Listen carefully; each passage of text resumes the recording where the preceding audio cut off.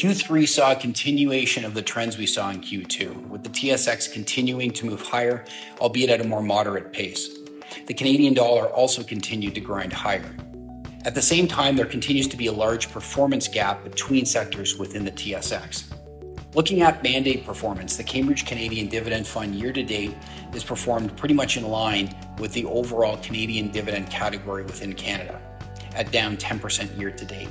The TSX overall is only down 3%, so that is a large performance differential.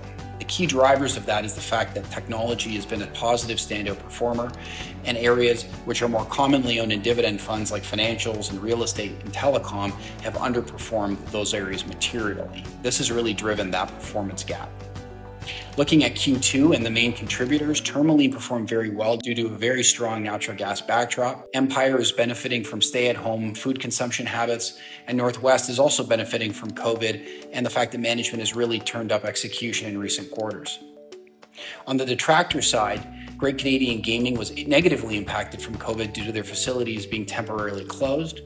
Imperial Brands is currently going through a management transition, but we think is very attractively valued and generating substantial cash flow while paying an attractive dividend.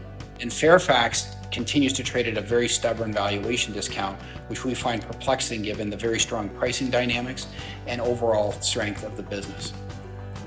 From a sector perspective, consumer staples and healthcare remain our largest overweights. Healthcare is primarily US healthcare. From an underweight perspective, materials and information technology remain the largest underweights. IT is a large underweight due to the fact that many of those companies simply do not pay dividends. Cash is low in the portfolio. From an outlook perspective, we are seeing a lot of areas where there is speculation in the market. We're really trying to avoid those areas, even if there is short-term momentum there. At the same time, we do think that there could be some volatility as we head into US elections. It is a bit of a mess down there.